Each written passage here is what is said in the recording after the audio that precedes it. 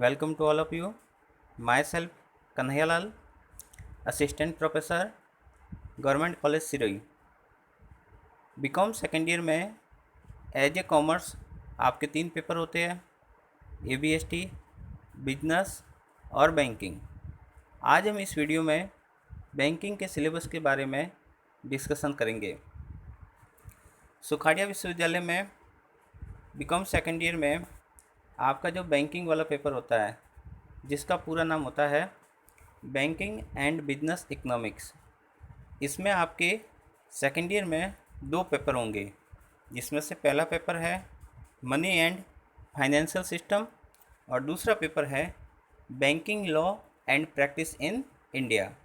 तो आज हम इस वीडियो में आपके पहले paper money and financial system के सिलेबस पर चर्चा करेंगे।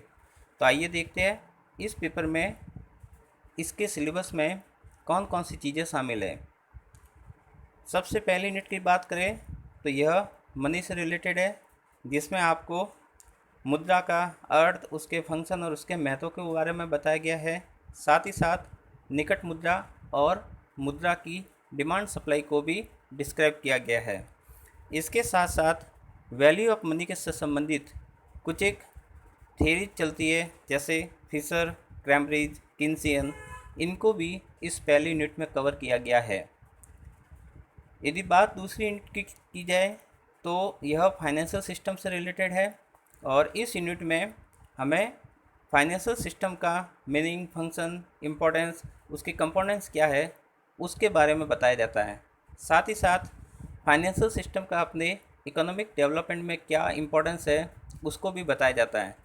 इसी के साथ साथ इस यूनिट में इंडियन इकोनॉमी के सिनेरियो में फाइनेंशियल सिस्टम को डिस्क्राइब किया गया है और साथ ही साथ इन्फ्लेशन और डिफ्लेशन को भी इस चैप्टर में बताया गया है। तीसरी यूनिट में, जो कि फाइनेंशियल मार्केट से संबंधित है, इसमें फाइनेंशियल मार्केट जिसके मेजर 2 पार्ट होते हैं, मनी मार्केट और कैपिटल मार्केट, उसमें से वापस मनी मार्केट की मीनिंग, उसके घटक, उसकी इंस्ट्रूमेंट को बताया गया है। साथ ही साथ भारत में जो मनी मार्केट है उसको RBI कैसे रेगुलेट करता है, उसको भी यहाँ पर बताया गया है। इसके अलावा व्यापारिक बैंक और भारत में जो बैंकिंग सिस्टम है उसको भी इसी यूनिट के अंदर शामिल किया गया है। इसी के साथ साथ भारत में बैंकिंग संबंधी जो न्यू ट्रेंड है या जो इनोवेटिव ट्रेंड है, जैसे कि ई बैंकिंग, इंटरनेट बैंकिंग, इनको भी इसी यूनिट के अंदर दर्शाया गया है।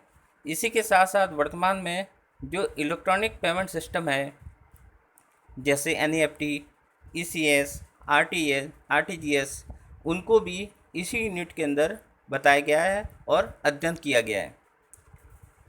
फोर्थ यूनिट की बात करें तो यह कैपिटल मार्केट से रिलेटेड है और इसमें आपको कैपिटल मार्केट का मीनिंग और फंक्शन बताया जाता है। साथ ही साथ इंडियन कैपिटल मार्केट का कंपोजिशन कैसा है, जिसको अपन बेसिकली प्राइमरी और सेकेंडरी मार्केट के रूप में क्लासीफाइड करते हैं, और इसी के साथ साथ स्टॉक एक्सचेंज का क्या रोल है इंडियन इकोनॉमी में भी और उसकी क्या फंक्शन है, उसको भी इसी में बताया गया है। साथ ही साथ मर्चेंट बैंकिंग से भी, और एक नवीनतम चीज़ क्रेडिट रेटिंग, उसको भी इस यूनिट में समावेश किया गया है।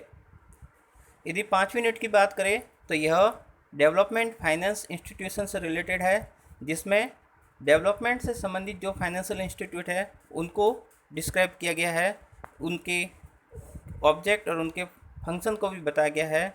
इसमें बेसिकली भारत के जितने भी डेवलपमेंट बैंक हैं उनको IDBI, IRBI, ICICI, IFCI, SIDBI, NABARD, उन सबको भी इसी के अंदर समावेश किया गया है।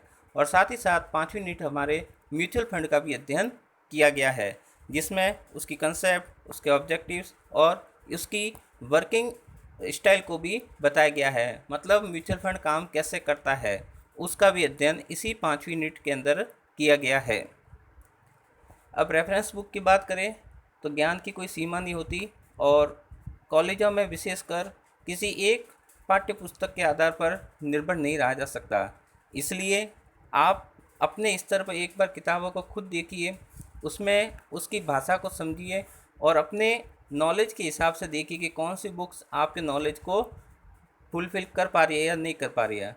वैसे ही यदि केवल परीक्षा की दृष्टि से देखा जाए तो सामान्यतः जिस विश्वविद्यालय में जो एक सजेस्टेड बुक लिस्ट दी जाती है सिलेबस के साथ, आप उसकी सहायता ले सकते हैं। Thank you.